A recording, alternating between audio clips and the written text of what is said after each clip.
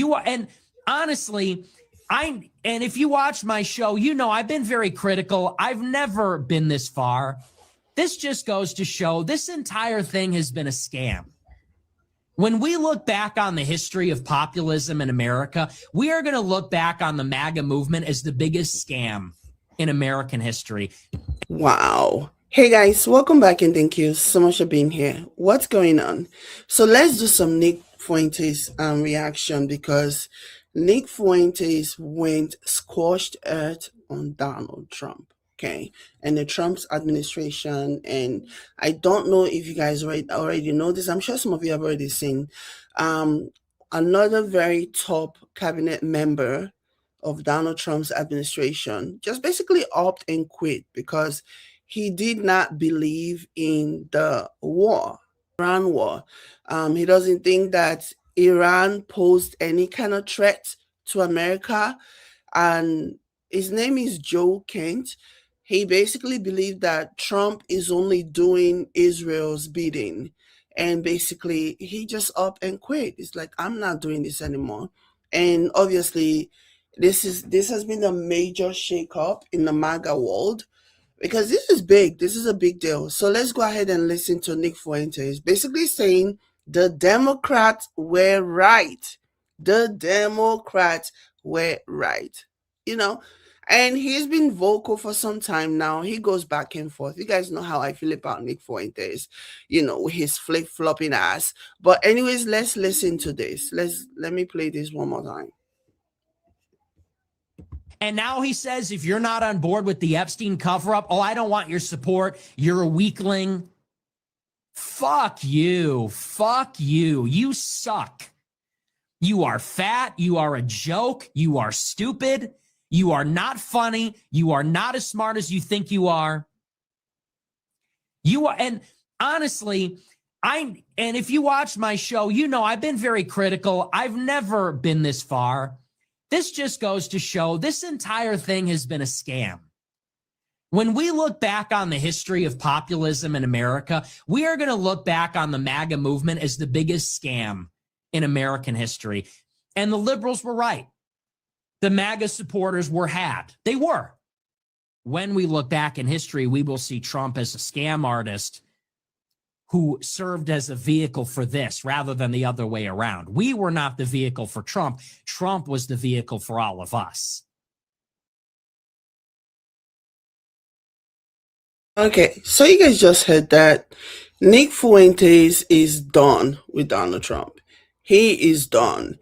And the MAGA base, things are really happening. Let me go ahead. I was telling you guys about the guy, Joe Kent, who was like MAGA through and through, okay?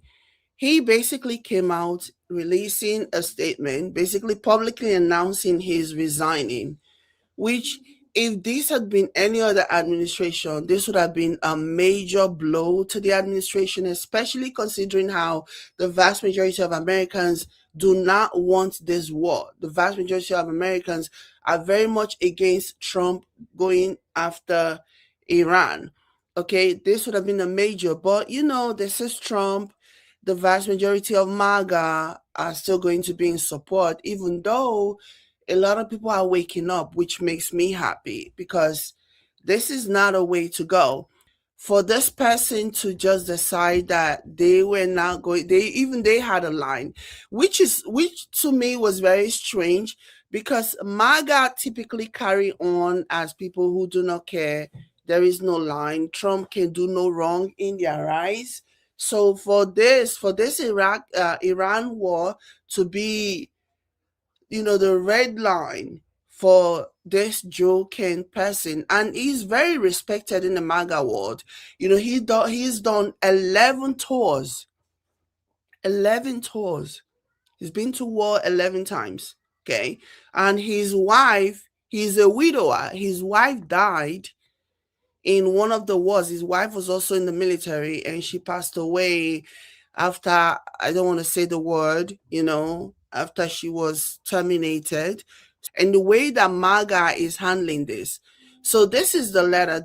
President Trump, after much reflection, I have decided to resign from my position as director of the National counterterrorism and center effective today, I cannot in good conscience support the ongoing war in Iran.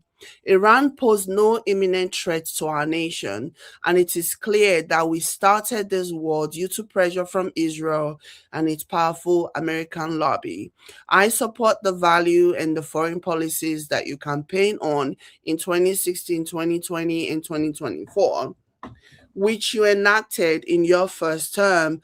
Until June of 2025, you understood that the wars in the Middle East were a trap that robbed America of the precious lives of our patriots and depleted the wealth and prosperity of our nation. In your first administration, you understood better than any modern president how to decisively apply military power without getting us drawn into never-ending wars. He's still like shilling for Trump, obviously. But the point is, this is somebody who has been a MAGA through and through, okay? He's MAGA through and through. This man lost his wife. Like, they have two kids together, and the youngest, one of them was around 3 years old, and the youngest was 18 months old when his wife died. Okay. And this was just several years ago that his wife died. Why am I hammering this point about his wife dying? MAGA have now taken to attacking this man. MAGA have now started bullying this man. They're trying to destroy his life now, Joe Kent, because he basically said, nope, I'm not going to lie for this administration. This administration has, I'm sure that there's been a lot of things that Trump had done that he obviously finds unacceptable. But, like I said, Iran is where he draws the line, okay?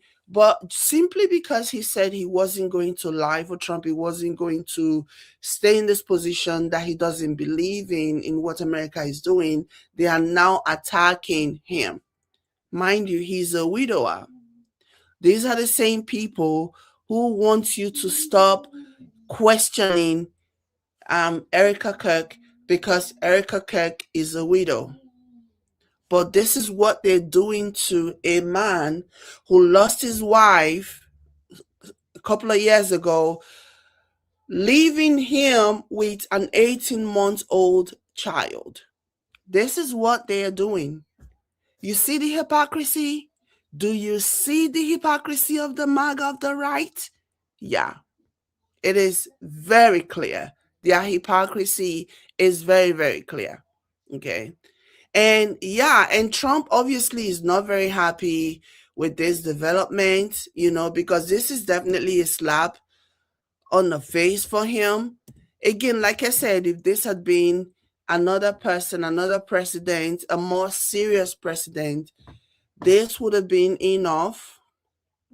Okay, so I think Tucker Carlson just interviewed him. Let me go ahead and share this.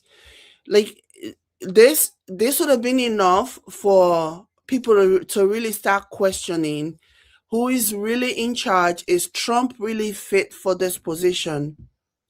Even in spite of everything, even in spite of him taking a stance, you can still see that he's very much MAGA.